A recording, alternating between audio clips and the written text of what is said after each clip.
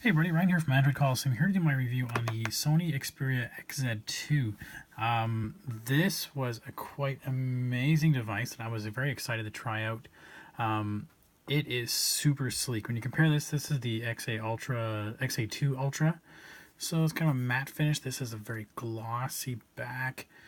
It's got QI charging, which I was really excited for. So much right with this phone, so much that really makes me frustrated. So let's dive in. In terms of the camera, I really like the camera on this. This was actually really good. As good as the Pixel, maybe not, but I mean, it's pretty damn good. I took some really nice shots the other day when I went out for a hike. Again, you're not going to see this on this camera, but I'll try showing some of these videos, these photos. Again, it was really nice. I like this idea that it does a predicted shot. What it thinks that that's what you actually took. This is what it predicted, so pretty cool little feature. I liked that. The camera mode was pretty good. Really good for what I was expecting. It banged on. The screen quality on it is this amazing. This is really nice and crystal clear. It's got all the right color pops. Sony knows how to do TVs. They do that well. We have stereo speakers. There's a little speaker down here and up the top, so that's really good. So what don't I like about it? The biggest thing I think I don't like about it that I found tricky with it is the fact that it is so sleek, that it's got this weird kind of really pebble curve to it that makes it just so slippery. And like my G4 wasn't nearly as bad, I find, in terms of like the rocking it can get. But the biggest thing about it, and this happens so often now, it's so slippery,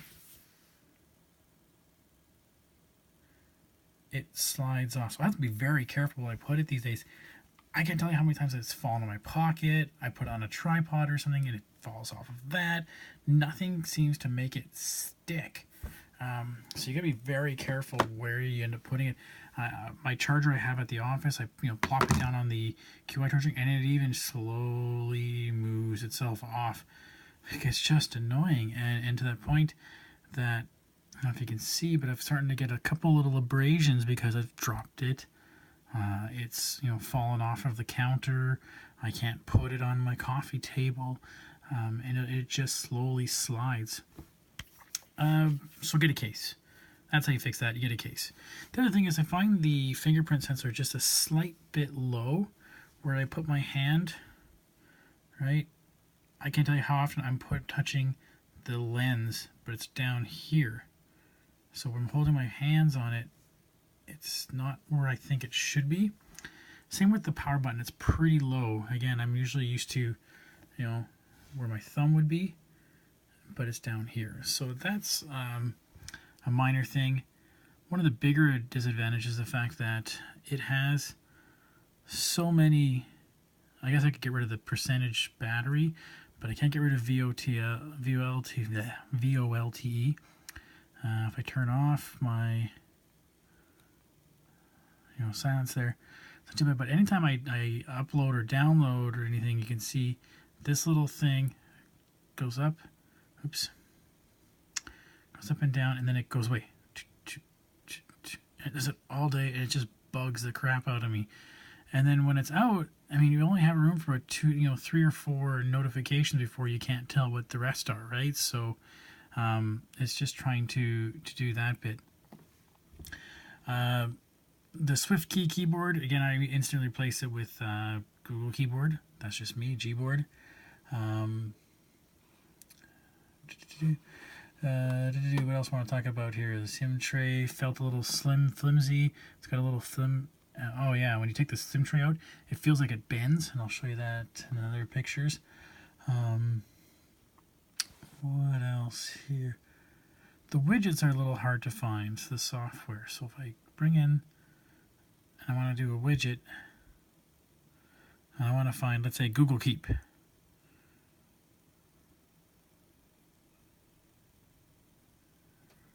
Where did Google Keep go? Where? No. Google Keep. Am I missing? Oh, there it is. It's Google Keep. I just found some of the things that are not exactly in order that I would expect them in. That was a bad example, but some of the things are just a little out of order. It doesn't show you by app. It shows you by the name of the widget. So it's a little harder to find that way. Vibration. Oh yeah, this is kind of a cool thing. So I can play a game, and I can turn the volume up, and I get this idea for dynamic vibration. So the idea being is I can turn it up, and again, you can't be able to tell this here, but it's got that sort of force feedback like you have in the PlayStation controllers. So whenever the music's going or the things are happening, it starts vibrating in the hand. So it's kind of gimmicky. It's kind of neat. It's weird that it's not on every game, but it's on some. And then the weird thing is that now and again I'll play on Facebook, and this like videos that are auto playing in Facebook start buzzing or whatever. So you gotta play around with that a little bit. I'm not a fan of how the notification is linked. Volume is linked to the ringer volume. Big whoop though there. It's not a terrible thing you can take a look at.